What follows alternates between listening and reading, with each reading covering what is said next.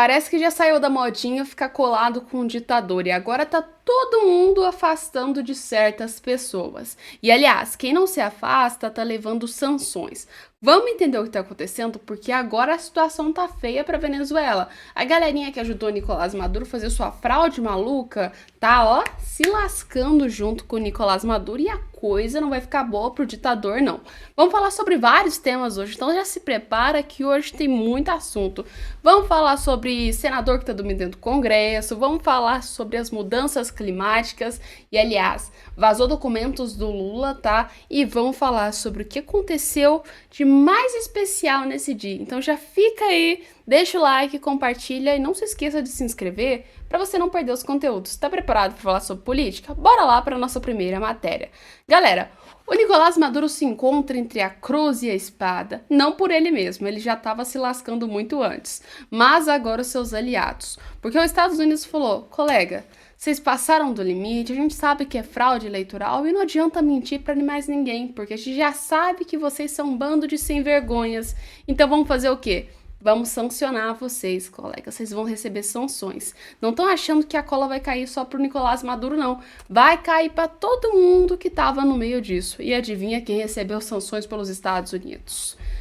A galera que confirmou a votação do próprio Nicolás Maduro, no caso o presidente do Conselho Nacional Eleitoral, e ainda os ministros da corte da Venezuela. Pois é, agora tá tudo com sanção, agora todo mundo se lascou, assim como Nicolás Maduro. Pois é, teve avião apreendido, agora se brincar essa galera também vai ter aviãozinho apreendido. Mas Metrópolis pôs o seguinte pra gente. O governo dos Estados Unidos anunciou nessas sanções contra os aliados de Nicolás Maduro em resposta à administração de Joe Biden, que chamou então a fraude eleitoral na Venezuela. As novas medidas foram anunciadas nesta quinta-feira agora. Ao todo, o Departamento do Tesouro dos Estados Unidos aplicou uma sanção registradas de visto contra 16 pessoas ligadas ao governo chavista. Entre elas está o líder do Conselho Nacional Eleitoral e o líder do Supremo Tribunal Federal. Opa, até li errado aqui para vocês. Superior Tribunal de Justiça da Venezuela, tá, gente? Como que funciona? Os Estados Unidos, eles estão tomando, medidas hoje para promover a responsabilização de Nicolás Maduro e seus representantes por obstruírem as eleições presidenciais competitivas, então incluindo-os na Venezuela, e abusarem também dos direitos humanos do povo venezuelano, que vocês sabem que aconteceu. Assassinato e um caos ainda maior com o povo venezuelano, e a situação tá tão feia lá pro povo que, assim, como se não bastasse isso, o MST ainda aparece e piora a situação lá do povo da Venezuela. Mas os venezuelanos estão terrivelmente devastados, uma porque eles sofreram um golpe, que o Nicolás Maduro deu, e outra porque a condição da Venezuela já não tá boa há muito tempo. E agora, só piorou a situação ainda mais. Mas agora, pelo menos, os Estados Unidos meteu uma sanção nessa galera que não vai poder mais viajar para os Estados Unidos. Babau, tá? Ou seja, tirar férias do exterior. Parece que agora vocês estão meio restritos com os destinos, Vai ter que escolher ou Rússia ou China, porque os outros lugares estão começando a meter o pé da Venezuela. Principalmente de Nicolás Maduro. Ninguém esquece aliar a ele. Inclusive, o próprio governo Lula, que viu que tá sendo meio furado e esses dias para trás falou, não sei se tá tão correto assim apoiar o Nicolás Maduro. Acho que foi fraude mesmo. Vocês viram essa matéria, galera? Gente, eu fiquei chocada. Eu falei, nossa, gente, o Lula tá pulando mais doido que macaco de galho para galho. Que coisa louca é essa? Gente, uma hora ele apoia Nicolás Maduro, outra hora ele tá contra o Nicolás Maduro. Ninguém entendeu absolutamente nada, mas eu acho que a coisa ficou feia pro lado do Lula. E ele agora tá tentando manter distância de ditadores, inclusive Nicolás Maduro, e tem um outro que era de estimação, já deu porrada no Lula 10 mil vezes e o Lula ainda continuava atrás dele igual um capacho. Pois é. Agora o Lula tomou vergonha na cara e resolveu abandonar o seu coleguinha de estimação. E eu tô falando nada mais de Daniel Ortega, O governo Lula agora ele tá acusando o Ortega de promover uma campanha de repressão dentro do país. Só agora, não é mesmo? Só agora o governo Lula faz essa acusação, com coisa que há anos e anos e anos o Ortega já não faz isso na vida, Mas o governo Lula reconheceu e disse que parece que o Ortega é um ditador, Nossa, quanta curiosidade pra gente. Eu acho que ninguém sabia que o Ortega era ditador, né? Mas é o seguinte, o Itamaraty do presidente Luiz Inácio Lula da Silva mudou a sua postura diplomática e se juntou a outros governos latino-americanos para condenar o regime de Nicolás Maduro e também Daniel Ortega, né? Mas no caso do Daniel Ortega, ele coloca para complementar a campanha sistemática de repressão na Nicarágua. Uma declaração conjunta foi feita no Conselho de Direitos Humanos da ONU, reunião feita junto com Argentina, Brasil, Canadá, Chile, Colômbia, Costa Rica, Equador, Paraguai e Peru, depois que a ONU então apresentou os relatórios sobre os aumentos de repressão dentro do país, né? Mas aquela coisa, o governo Lula põe como se não fosse surpresa, né, para ninguém, né? Todo mundo já sabia que o Ortega era um ditador, o que ele fazia era ditador, todo mundo sabia que o Nicolás Maduro é um ditador, todo mundo já sabia disso, mas só o governo Lula mesmo que não conseguia compreender e entender que isso aí era uma ditadura. Mas pelo menos foi em cima da hora, muito em cima da hora, na verdade depois da hora, mas o governo Lula pelo menos reconheceu isso. Eu acredito porque tá chegando a época das eleições e não vai pegar tão bem assim o governo Lula se aliar com certas ditaduras. Então ele tá mantendo uma neutralidade um pouco maior com relação à ditadura para não pegar tão mal. Vocês perceberam que isso aí tá sendo uma estratégia do Lula? Porque assim, aliás, também o Nicolás Maduro e o Ortega ameaçaram delatar o Lula. Então, assim, às vezes seja por isso também. Mas eu acredito que não seja a melhor opção você acusar uma pessoa que ameaça delatar você, né? Mas uma coisa é certa: o governo Lula tá mantendo distância das ditaduras.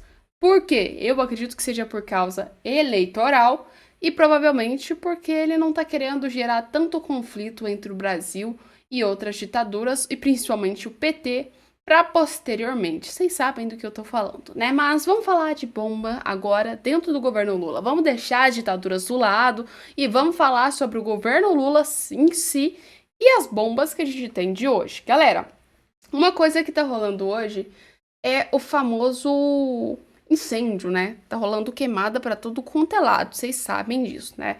E acabou sendo culpa de um passarinho esses incêndios, né? A gente pode falar assim, porque não fez seu trabalho direito. A palavra é essa, não fez o trabalho direito. Para quem vocês sabem, os incêndios não foram causados por causas naturais, se a gente pode falar assim, pra vocês entenderem mais fácil. Não foi um incêndio, tava muito seco, o incêndio rolou por conta disso. Não, não foi assim. Os incêndios, em sua maioria, foram incêndios criminosos. E adivinha só, o governo Lula já sabia desses incêndios criminosos há muito tempo atrás e não fez absolutamente nada para conter esses incêndios. Muito pelo contrário, deixou ali a bomba correr e largou para todo mundo. Tipo, tá aí, a gente sabe dos incêndios, a gente não vai fazer absolutamente nada. Pois é, os documentos acabaram sendo vazados, né, e revelaram que o governo Lula tinha sido avisado sobre a seca e o perigo dos incêndios. Pois é, tinha sido avisado. A revista Oeste publicou dizendo que o governo de Luiz Inácio Lula da Silva foi então avisado com antecedência sobre a seca e perigos de incêndios florestais no Brasil. Documento com ofício, notas técnicas, atas e reuniões e processos judiciais mostram que a administração tinha conhecimento da situação desde o início do ano. As informações são dos jornais do Estado de São Paulo. De acordo com o Estadão, o Ministério do Meio Ambiente afirmou que o governo se antecipou, mas que ninguém esperava os eventos nas proporções atuais. Ah, tá. Tá bom, então, vamos acreditar nisso. Mas, assim, colocaram que as pastas de Marina Silva dizia que não é possível controlar a situação se o povo continua provocando incêndios. Não sei se vocês lembram desse BO, mas há um bom tempo atrás, antes de descobrirem que o PCC tinha envolvimento com os incêndios e que tinha gente sendo paga para fazer incêndios, tá? E, aliás, muitos deles pertenciam a organizações criminosas. Pois é, antes disso, a gente sabia que o governo Lula estava aí afirmando que os incêndios eram de causas meio que assim, naturais, né? Tipo assim, foda-se ali, ó, pegou fogo a árvorezinha porque tá seco. Era desse jeito que o governo Lula estava achando que as coisas funcionavam. E aí começou a tomar a proporção meio estrondosa esses incêndios, que vocês sabem. Começou, a Amazônia tá pegando fogo, não aparece nenhum artista. Pantanal tá pegando fogo, nenhum artista. E aí começou a pegar fogo em São Paulo, começou a pegar fogo no Rio Grande do Sul, no Paraná, em Goiás, em todo quanto é lugar que você conseguir imaginar, tá pegando fogo. Aí o governo Lula, depois de muito tempo, por conta de pressão social, foi realmente falar sobre esses incêndios, né? Porque senão ia fingir demência, fingir que nada tava pegando fogo. O pior é que assim, a situação foi tão estrondosa que não deu nem pra se esconder, né? Tinha que mostrar na mídia porque a situação tomou um nível estrondoso. E vamos falar. Vocês acham mesmo que não era por incêndios criminosos? Pelo amor de Deus, quando a gente viu já na Amazônia, já dava pra saber que a situação já tava com um pinguinho de crime no meio, gente. Porque não pega fogo assim também desse jeito. Não é porque o clima tá exageradamente quente e seco que a coisa vai pegar fogo. Mas a questão é, o governo Lula já estava ciente que poderia dar alguma coisa de errado, não fez nada, tá? Simplesmente esperou o máximo de tempo possível e agora a gente tá nessa situação que a gente tá vendo, onde o Brasil tá pegando fogo, tudo tá pegando fogo, tem gente morrendo, pra quem não sabe, gente.